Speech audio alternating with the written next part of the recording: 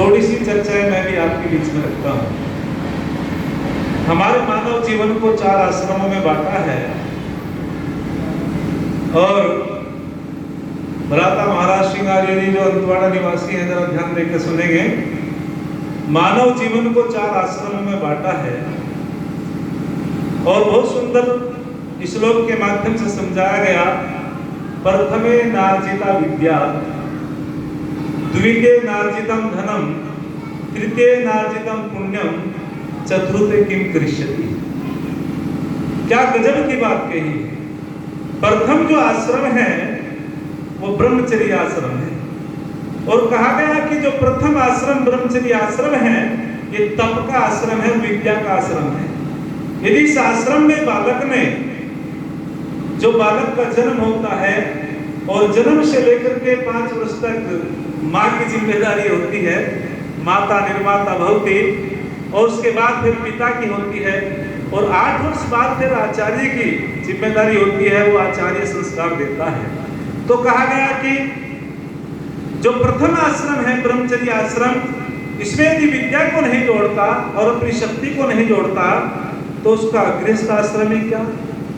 फिर गृहस्थ आश्रम में वो कुशल पूर्वक गृहस्थ आश्रम को नहीं चला सकता।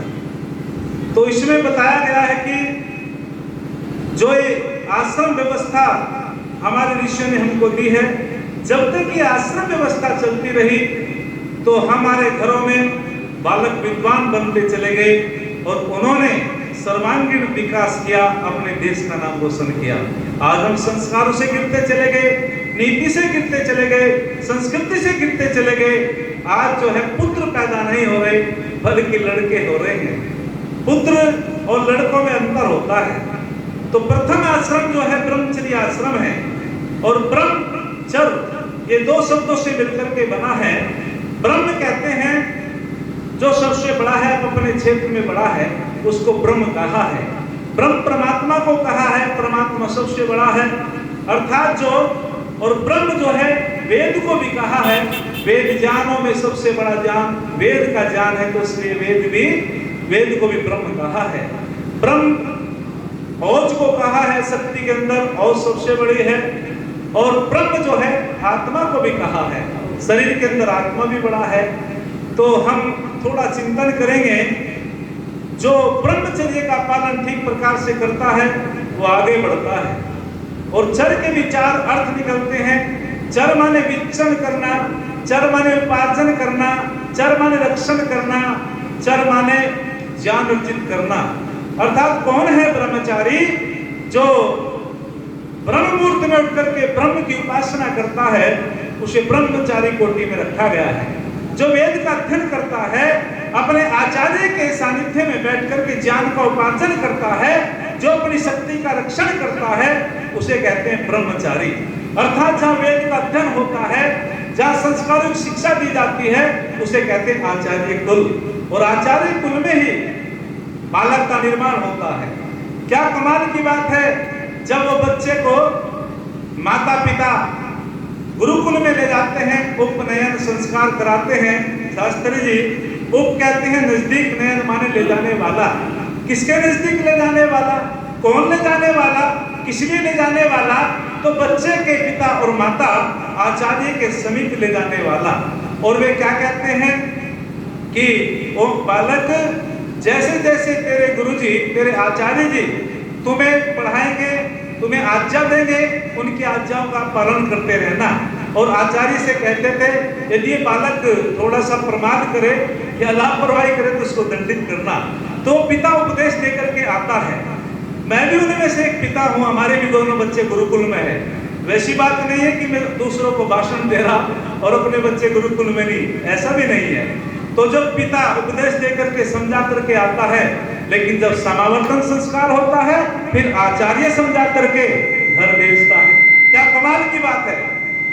पिता जब घर से ले जाता है उस बच्चे को उपनयन संस्कार के लिए, वेदारंभ संस्कार के लिए, तो वे जो है अपने बच्चे को, अपने बालक को, बालिका को उपदेश देता है अपने गुरु की आज्ञा का पालन करना। आज जो उपनयन संस्कार तेरा हो रहा है, तेरे गुरुजी ने जो तुझे मेखला दी है, तेरे गुरुजी ने जो तुझे धन धारण कराया है। और मेखला का अर्थ होता है बेटे सजग रहना।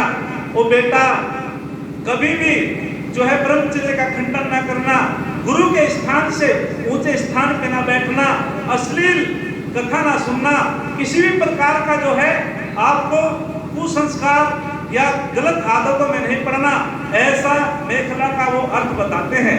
और फिर दंड धारण करा दिया जाता है।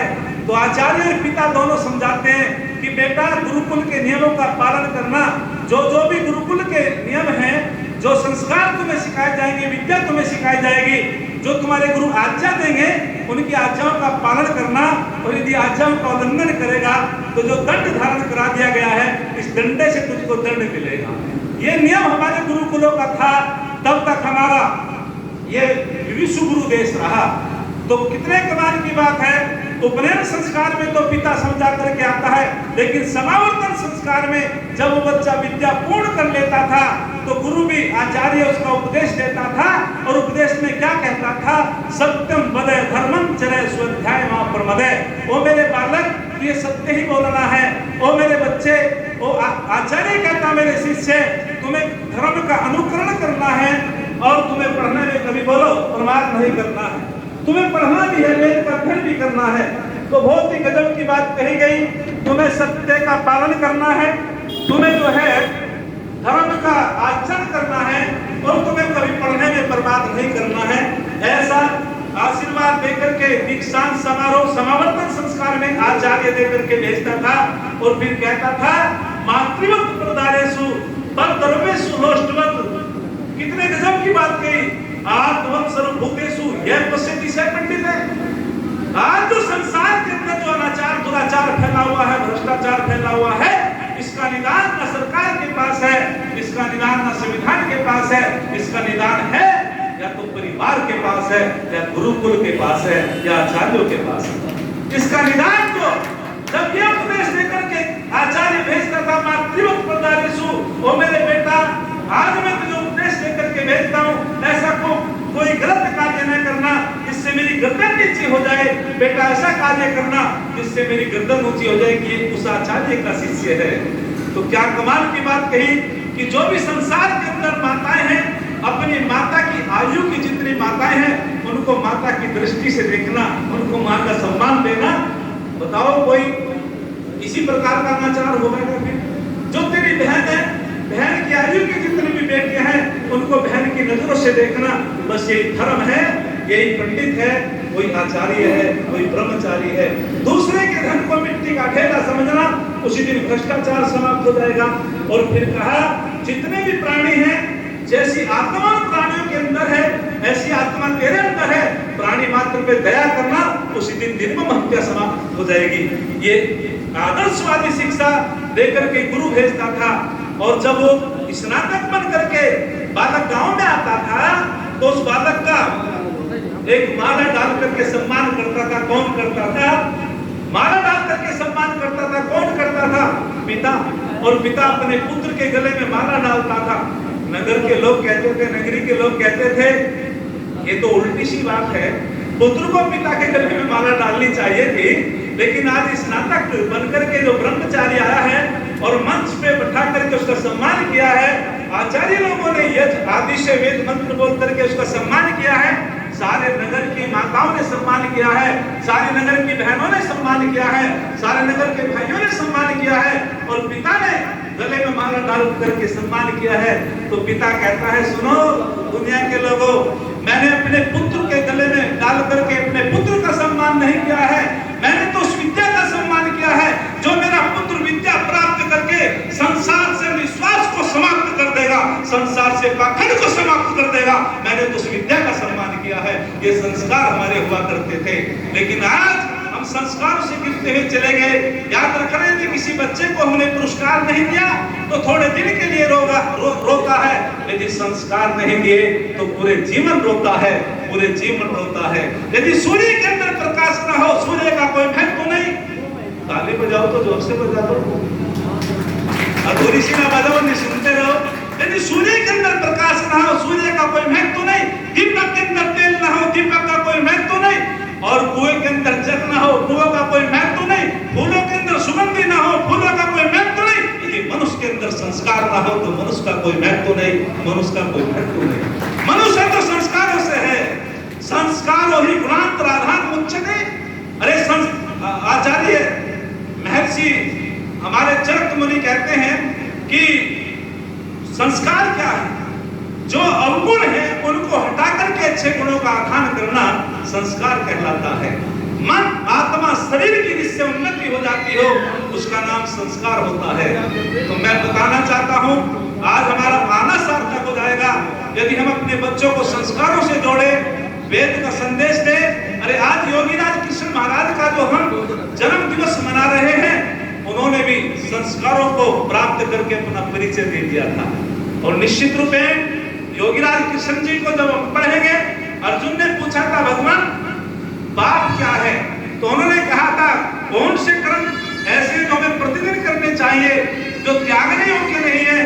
तो योगीराज कृष्ण जी कहते हैं अर्जुन को कि सुनो अर्जुन, यज्ञ दान और तप प्रतिदिन करना चाहिए। दान भी प्रतिदिन करना चाहिए, तप भी और यज्ञ भी। और फिर कहा कि 4 प्रकार के लोग महापापी होते हैं, याद रखना। अदानी जो दान नहीं करते, जो उपकार नहीं मानते और जो स्वार्थी होते हैं, ईर्ष्यालु होते हैं, ऐसे लोगों को कभी शांति नहीं मिलती। ये संदेश किसने दिया? योगीराज कृष्ण जी ने दिया। तो मैं उसी बिंदु पर आता हूँ, संस्कारों का बहुत महत्व होता है। लेकिन जब वो माता पिता अपने बच्चे को गुरुकुल में छोड़ता है तो उसको उसका गुरु एक मंत्र बोलता है, मम वर्तेते हतम दधामि चित्तम अनुचित्तम तेस्तु। इस मंत्र को 3 जगह बोला जाता है और उस मंत्र का देवता भी बदल जाता है। मंत्र को 3 जगह बोला जाता है, उपनयन संस्कार में भी बोला जाता है, वेदारंभ संस्कार में भी बोला जाता है और आचार्य विवाह संस्कार में भी बोला जाता है। लेकिन मंत्र का देवता बदल जाता है। देवता कहते हैं मंत्र का विषय, मंत्र कहना क्या चाहता है। तो वहां वो आचार्य कहता है कि बेटे आज तू द्विज होगा, यानी कि तेरा दूसरा जन्म होगा। पहला जन्म तो तेरा माता के गर्भ से हुआ है, लेकिन आज ज्ञान रूपी गर्भ में मैं समाहित करता हूँ। बेटे तेरा चित्त मेरा चित्त एक हो, तेरे विचार मेरे विचार एक हो, तेरा उद्देश्य मेरा उद्देश्य एक हो। मेरा उद्देश्य विद्या पढ़ाना है और तेरा उद्देश्य विद्या को प्राप्त करना है। तो हमारा उद्देश्य साथ हमारा जो एक उद्देश्य है वो पूर्ण होगा। और वो आचार्य कहता है, ओ मेरे बेटा, तेरी माता ने तुझे गर्भ में रख करके फिर अंग प्रत्यंगों से माँ को जो हृदय वाली कहा है। एक माँ का गर्भ में जब बच्चा होता है, माँ के हृदय की धड़कन से बच्चे की हृदय की धड़कन चलती है। माँ के विचार जो होते हैं बच्चे के विचार होते हैं। माँ का जो खान पीन होता है बच्चे को प्रभावित करता है। तो इसीलिए माँ को जो हृदय वाली कहा है।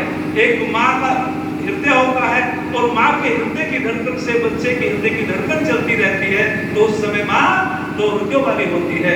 और क्या गजब की बात कहता आचार्य कि जैसे तेरी माँ ने गर्भ में रख करके तेरे अंग प्रत्यंगों को विकसित किया है, ओ मेरे बेटा, आज मैं भी ज्ञान रूपी गर्भ में रख करके तुझे वेद के अंगों से उपांगों से पूर्ण विद्वान बना करके, पूर्ण आर्य बना करके तुझे संसार को सौंप दूंगा और तू संसार का भला करेगा, संसार का कल्याण करेगा। ये आदेश के संदेश आचार्य जी का था। क्या कमाल का संदेश था। और बच्चे का निर्माण 4 स्थानों पे होता है, याद रखना। एक स्थान होता है सबसे पहले माँ का गर्भ, दूसरा स्थान होता है गोद। गोद में भी बच्चे का निर्माण होता है। गोद में दादाजी अपने पोते को खिलाते हैं, पिताजी पुत्र को खिलाते हैं, पुत्री को खिलाते हैं और उनको खिला करके जब आदेश करते हैं, संदेश देते हैं, तो ऐसा ही बच्चा बन जाता है। तो कहते हैं कि माँ के गर्भ में जब बच्चा पलता है, माँ को उखड़ू नहीं बैठना चाहिए। नारी को अपने कमरे में अच्छे चित्र टांगने चाहिए और उसको उपनिषद वेद आदि का अध्ययन करना चाहिए। सेब आदि संतरे का अध्ययन सेवन करना चाहिए। अखरोट आदि का सेवन, सौंठ आदि का सेवन करना चाहिए। यदि बच्चे को आप सुंदर बनाना चाहती हो, बच्चे को आप बुद्धिमान बनाना चाहती हो, तो निश्चित रूपेण वो बच्चा बुद्धिमान बनता है, सुंदर बनता है। और जब वो उठती है, चित्र को देखती है, ऋषियों के चित्र का अवलोकन करती है, तो माँ के विचार सात्विक होते हैं। तो वे सात्विक विचार बच्चे के विचारों पे अंकित हो जाते हैं, वो भी सात्विक पैदा होता है। और फिर कहा गया कि बच्चे का निर्माण गोद में भी होता है। और मैं जल्दी जल्दी अपनी बात कह करके समाप्त करता हूँ, क्योंकि विषय बड़े विस्तृत होते हैं, लेकिन समय के अंतर्गत अपनी बात कहता हूँ। बच्चे का निर्माण गोद में भी होता है। किसका निर्माण गोद में हुआ? आचार्य बुद्धदेव वेदालंकार, वे उनकी जीवनी में मैंने पढ़ा, जो समर्पणानंद हुए, जिन्होंने गीता का भाष्य किया, उनसे पूछा गया आप तो बहुत बड़े विद्वान हुए, उन्होंने कहा मेरे पिता ने मुझे गोद में बैठा करके व्याकरण की शिक्षा दिया करते थे। मेरा निर्माण गोद में से शुरू हो गया था। और बाल शास्त्री का नाम सुना होगा, 27 पंडित एक और थे, ऋषि दयानंद एक और थे। तो बाल शास्त्री भी बहुत बड़ा विद्वान था, लेकिन बाल शास्त्री ने भी कहा था मेरा निर्माण भी गोद में हुआ। मेरे दादाजी मुझको गोद में बैठा करके व्याकरण की शिक्षा दिया करते थे। और क्रीड़ा स्थल जहाँ बच्चा खेलता है वहाँ भी संस्कार सीखता है। यदि अच्छे बच्चे मिल जाते हैं तो अच्छी आदत सीखता है, और गलत बच्चे मिल जाते हैं तो गलत आदत सीखता है। और चौथा स्थान आचार्य कुल, और आचार्य कुल में क्या कहता है आचार्य? यान्य स्नातम सुचरितानि तानि तव्योपासानि नोत्राणि, वो मेरे बालक मैं तेरा गुरु हूँ, यदि मेरे अंदर कोई दोष हो उस पर ध्यान मत देना, और जो मेरे अंदर अच्छे गुण हैं केवल उस पर ध्यान देना। तो अधिक न बोलते हुए मैं इतना ही संदेश देना चाहता हूँ कि हम सभी को पुरुषार्थी होना चाहिए, अपने बच्चों को संस्कार देने चाहिए। अरे लोग डूबते हैं अपने आप, समुद्र को दोष देते हैं, लोग डूबते हैं अपने आप, समुद्र को दोष देते हैं, मंजिल न मिलने पर किस्मत को दोष देते हैं। अरे खुद तो संभल करके चलते नहीं, यदि लग जाए ठोकरे तो पत्थर को दोष देते हैं, यदि लग जाए ठोकरे तो पत्थर को दोष देते हैं। अरे सच तो यह है, एक छंद माताओं के बारे में कहकर के वाणी को विराम दूंगा, आपके बारे में कहूंगा तो ध्यानपूर्वक सुनना। अरे सच तो यह है, नारी की महिमा दुनिया जानने पाई है। ये मंदिर में मीरा है, रण क्षेत्र में दुर्गा बाई है, विद्या के क्षेत्र में गार्गी देवी है, जिसकी कथा निराली है। इस नारी के कारण ही तो ये धरती गौरवशाली है, इस नारी के कारण ही तो ये धरती गौरवशाली है। यदि भगवान कृष्ण है तो उसको बनाने वाली भी कोई